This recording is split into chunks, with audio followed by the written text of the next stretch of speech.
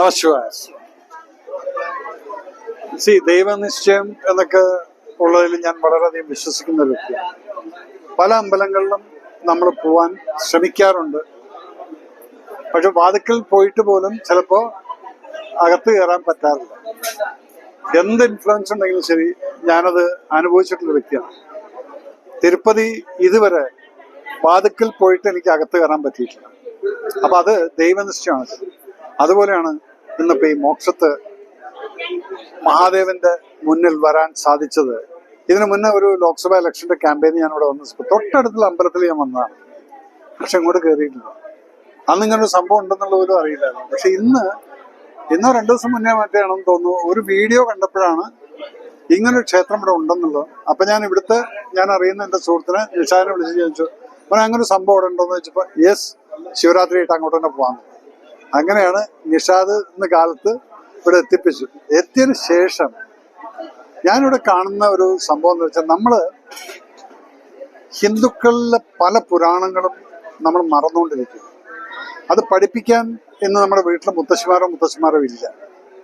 പക്ഷെ അവിടെയാണ് ദൈവം നമ്മളെ തനിച്ചുണർത്തുന്നത്. അതിലൊരു ഉദാഹരണമായിരുന്നു തിരുനാവായ. നിങ്ങൾ ആരും കാണാത്തൊരു ജനപ്രവാഹം അവിടെ വന്നു.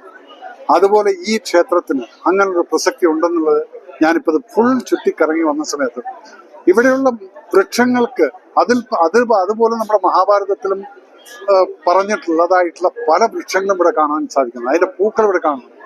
അതുപോലെ ഈ ഒരു വനപ്രദേശം പോലെ വവ്വാലുകൾ തൂങ്ങിക്കിടക്കുന്നു. എന്താണ് അതിന്റെ കാരണം?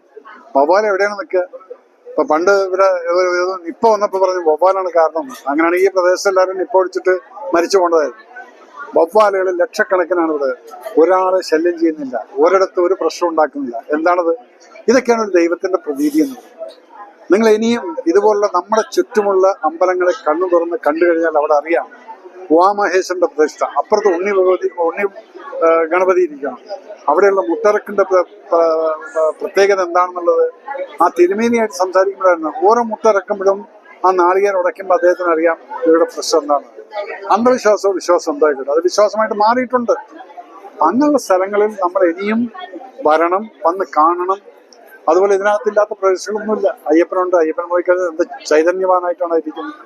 അപ്പൊ ഓരോ സ്ഥലങ്ങളിലും കയറി ഇറങ്ങുന്ന സമയത്താണ് നമുക്കറിയുന്നത് നമ്മുടെ മൂക്കിന് കീഴിൽ ഇതുപോലുള്ള ശക്തിയുള്ള നമ്മൾ വിശ്വസിക്കുന്ന ദൈവങ്ങളുണ്ട്.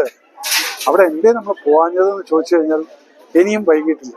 എനിക്കിവിടെ വന്നിട്ട് ഇത് കിട്ടിയൊരു അനുഭവം ഉണ്ടല്ലോ. എൻ്റെ വൈഫ് കുറച്ചുകൂടെ കൂടുതൽ ഇന്റൻസ് ആണ്.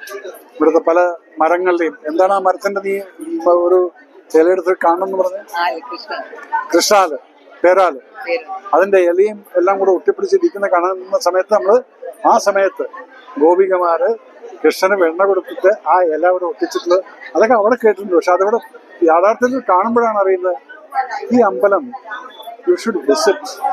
ഇവിടെ വരുന്ന സമയത്ത് നിങ്ങൾക്ക് അത് മനസ്സിലാവുള്ളൂ. ഇവിടെയുള്ള ക്രൗഡിനെ കാണുമ്പോൾ എനിക്ക് മനസ്സിലാവുന്നുണ്ട്. ഇതിൽ ചെറുപ്പക്കാരെ കാണുന്നുണ്ട്, കുട്ടികളെ കാണുന്നുണ്ട്, അമ്മമാരെ കാണുന്നു, അച്ഛന്മാരെ കാണുന്നു. ദാറ്റ് മീൻ ഇത് ഇന്ന് ഈ പ്ലാപ്പറ്റയിൽ ഒരു ലോകപ്രശസ്തമായിട്ടുള്ള അമ്പലമായി മാറുമെന്നുള്ള വിശ്വാസം എനിക്ക് ഇന്നുണ്ട്. ഇനി ഇടയ്ക്കിടയ്ക്ക് എന്നെ ഇവിടെ കാണാം. ശംഭോ മഹാദേവ.